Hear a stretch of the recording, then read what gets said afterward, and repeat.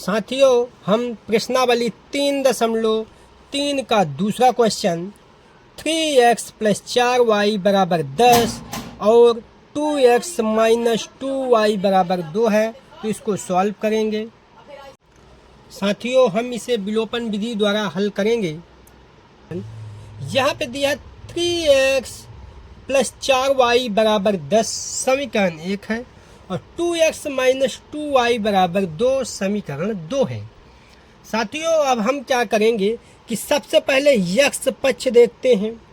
यहाँ पे यक्ष पक्ष में क्या करते हैं, हम यक्ष पक्ष को विलुप्त करेंगे, क्योंकि विलोपन विधि में ऐसा ही करते हैं, एक पक्ष को किसी को विलोप करना होता है और कोई एक पक्ष तभी विलोप होगा जब हम उसे बराबर कर देंगे। और ये बराबर कैसे करेंगे, तो चलिए समझते हैं इसको। तो जैसे साथियों देखिए, यहाँ पे 3x लिखा हुआ है और इधर 2x लिखा हुआ है। यदि मैं इस 3x समीकरण 1 में 2 का गुणा कर दूं और समीकरण 1 में 3 का गुणा कर दूं, अब ये सोच रहे हैं 2 और 3 का गुणा क्यों कर रहे हैं। तो साथियों यहाँ पे देखिए, जैसे यहाँ पे 3x है, तो यदि इस 3 में 2 का गुणा कर दूं तो 6x हो जाएगा और इस 2 में 3 का गुणा कर दूं तो 6x हो जाएगा। तो 6x और 6x दोनों बराबर हो जाएंगे और जब बराबर हो जाएंगे तो हम उसे आगे घटा के और उसे विलोप कर सकते हैं, यानी हम उसे हटा सकते हैं। तो चलिए यहाँ पे गुणा कर देते हैं। सबसे पहले लिखते हैं समीकरण 1 में 2 का और समीकरण 2 में 3 का गुणा करने पर, ये लीजिए साथियों, यहाँ पे हमने दोनों में समीकरण 1 और 2 में गुणा करेंगे। तो देखिए, हम यदि समीकरण 1 में 2 का गुणा करेंगे तो 2 तिहाई 6x, उसी प्रकार 2 का गुणा 4 में करेंगे तो प्लस है तो प्लस, और 2 चौके 8y और बराबर 2 दाहम 20, इसे डाल सकते हैं समीकरण 3।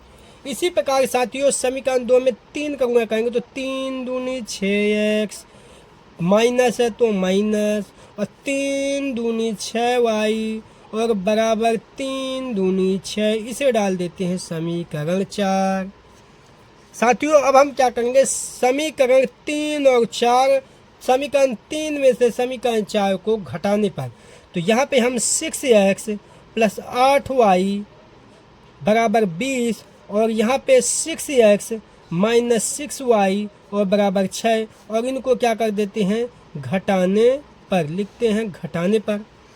साथियों, जब हम यहाँ पे घटाएंगे तो देखिए, हमको ऊपर वाले चिन्ह क्या है उससे मतलब नहीं, हमको नीचे वाला समीकरण में देखना है कि चिन्ह क्या है।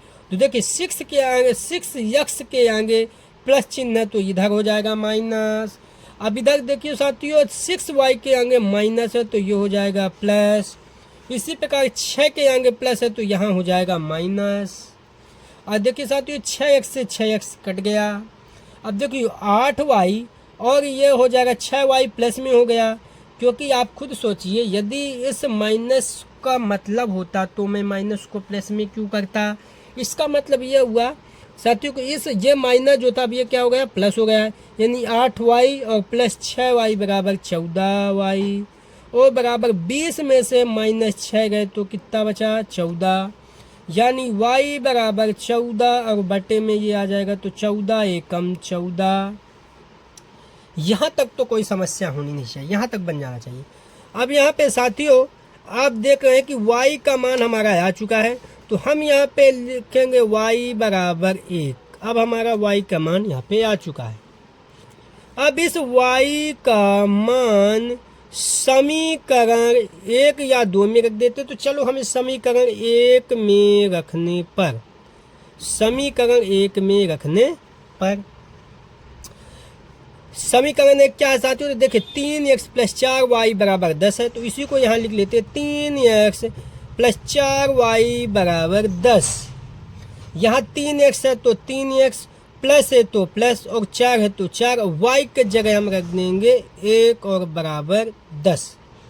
यहाँ पे 3x है तो 3x और बराबर 10 प्लस 4 एकम 4 और बराबर 10। यहाँ पे 3x और बराबर 10 और इस 4 को उधर पक्षांतर करेंगे तो -4।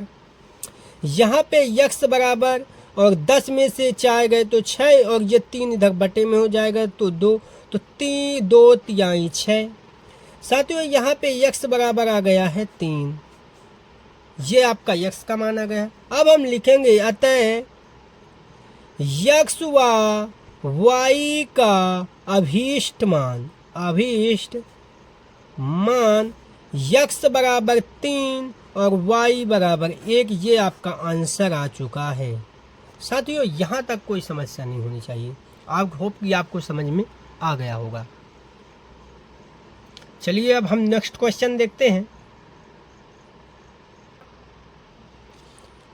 अब हम तीसरा question 3x minus 5y minus 4 बराबर 0 और 9x बराबर 2y प्लस 7, इसको सॉल्व करेंगे। साथियों अब हम देखते हैं कि 3x माइनस 5y माइनस 4 बराबर 0 है और यहाँ पे 9x बराबर 2y प्लस 7 है। तो सबसे पहले तो इसको व्यवस्थित कर लेते हैं। तो लिखेंगे व्यवस्थित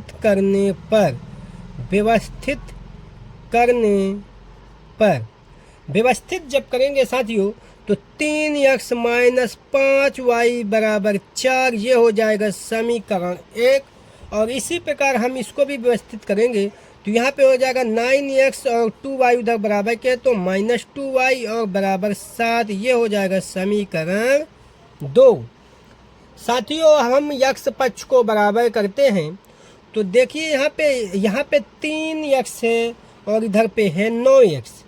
यदि मैं कहूँ कि इस 9x के बराबर इस 3x को बराबर करना है तो मैं इस 3x में किसका गुणा कर दूं कि इस 9x के बराबर हो जाए। तो आप लोग कहेंगे 3 का गुणा कर दे तो 3 का 9x के बराबर हो जाएगा। जी साथियों, तो यहाँ पे हम लिखेंगे समीकरण 1 में क्या कर देते हैं 3 का गुणा तो इस 9x के बराबर हो जाएगा। तो लिखते हैं समीकरण 1 में 3 का गुणा करने पर। साथियों अब आप सोच रहे होंगे कि मैंने समीकरण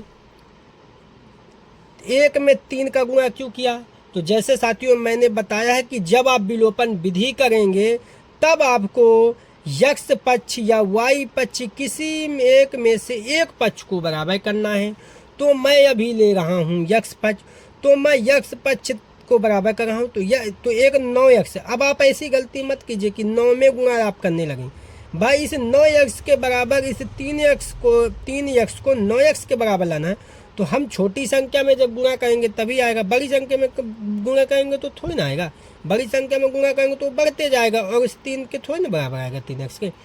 तो इस 3x में यदि हम 3 का गुणा कर दें तो ये 9x के बराबर हो जाएगा। और जब 9x दोनों बराबर हो जाएंगे तो फिर हम इसे क्या कर सकते हैं, घटा सकते हैं आपस में। और विलोपन विधि में यही करना होता है, पहले आप एक पक्ष को बराबर कर दीजिए और इसके बाद घटा दीजिए। तो चलिए हम इसको समीकरण 1 में 3 का गुणा कर देते हैं। तो देखिए साथियों 9x और यहाँ हो जाएगा 3 पचे 15y और बराबर 3 चौके 12 और ये हो गया समीकरण 3। अब बहुत से साथी लोग क्या करते हैं, क्या सोचेंगे कि 3 का गुणा इस 3x में नहीं, केवल 3x में ही नहीं गुणा करना, पूरे समीकरण में गुणा करना। क्योंकि ऐसा थोड़ी ना होता कि 1 में गुणा कर दो, पूरे में गुणा करना। तो 3 का गुणा 3x में के तो 3 तिहाई 9x, 3 का गुणा 5y में के 3 पचे 15y और बराबर 3 का गुणा 4 में के 3 चौके 12। अब हम समीकरण 2 को ठीक उसी प्रकार उतार लेते हैं। तो यहाँ 9x है और -2y और बराबर 7 और समीकरण ये 2 है तो 2 लिख लेते हैं। इसके बाद साथियों हम यहाँ पे लिखेंगे घटाने पर, लीजिए घटा देते हैं। तो समीकरण देखो 9x के सामने यहाँ प्लस है तो माइनस। यहाँ पे साथियों अब इस ऊपर वाले समीकरण जो 3 है हमें इसके चिन्हों से कोई मतलब नहीं, हमको जो नीचे वाली संख्या दी है इनके चिन्ह आगे लिए तो उन चिन्हों को बदल देते हैं। यानी यहाँ माइनस है तो यहाँ हो जाएगा प्लस।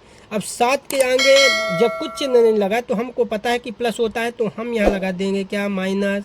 अब देखिए साथियों एक बार 9 प्लस में है एक बार माइनस में तो कट जाएंगे।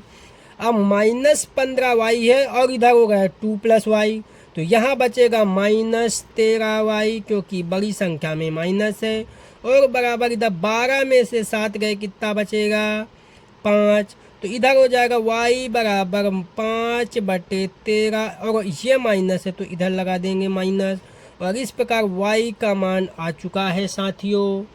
अब हम क्या करेंगे, इस y का मान समीकरण 1 में रखने पर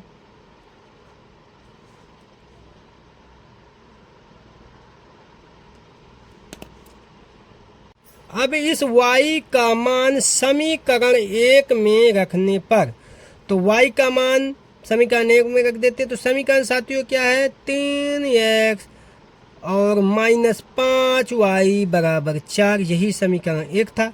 इस समीकरण में 3x -5 और y का मान कितना आया है, तो गुणते -5/13, ये y का मान रख देते हैं, और इसके बाद बराबर 4।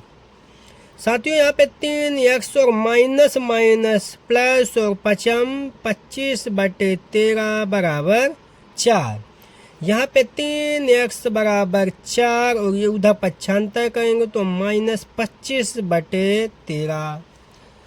इसके बाद यहाँ पे 3x बराबर, और साथियों बटे में 1 लगा लें, 13 चौके 52 -25 बटे और एलसीएम 13। 3x बराबर 52 में से 25 गए, 27/13। साथियों अब हम इस 3 को भी इधर कर देते हैं, तो चलिए यहाँ पे क्या करते हैं, तो x बराबर 27 और बटे में 13, और इस 3 को इधर पक्षांतर कर दिए तो बटे में 3 आ गया, तो 3 नाम 27, यानी x बराबर आ गया 9/13। इस प्रकार हमारा x का मान आ चुका है। अब हम लिखेंगे अतः x व y का अभीष्ट मान x बराबर 9/13 और y बराबर -5/13। ये लीजिए, ये आपका आंसर आ चुका है। आई होप आपको समझ में आया होगा।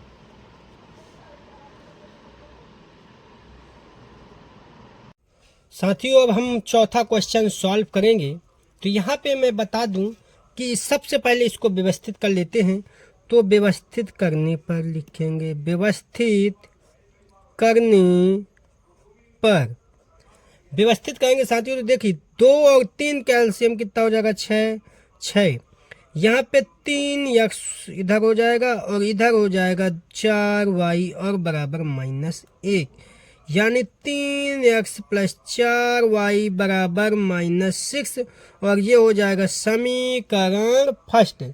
इसी प्रकार साथियों यहाँ पे दूसरा होगा 3x -y बराबर 9, ये हो जाएगा समीकरण 2।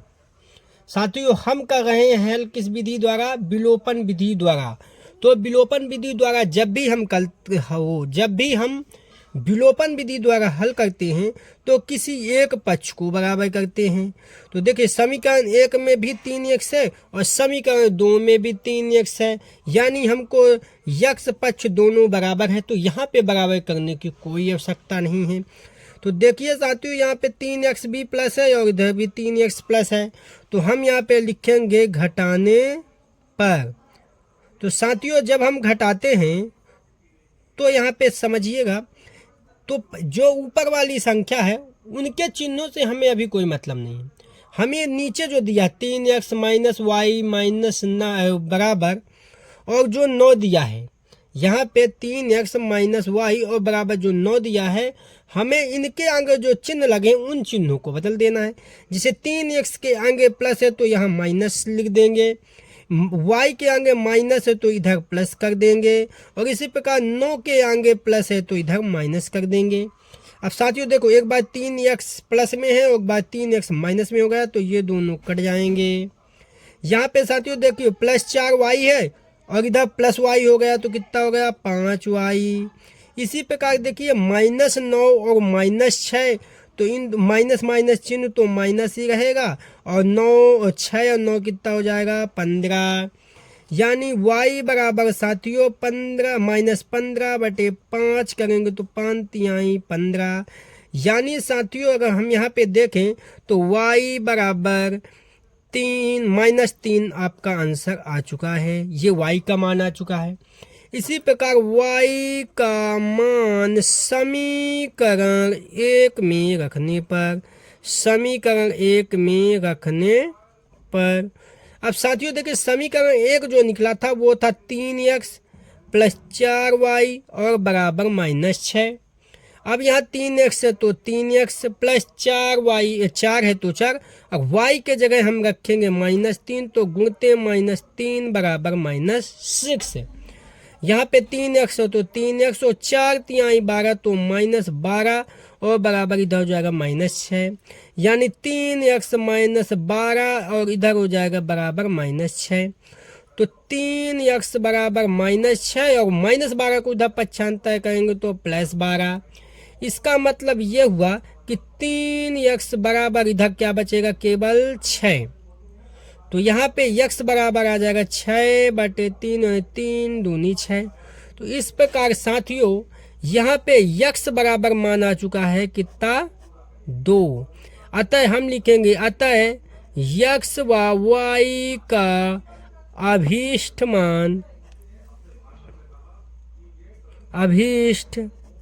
मान x बराबर 2 और y बराबर -3, ये आपका आंसर आ चुका है।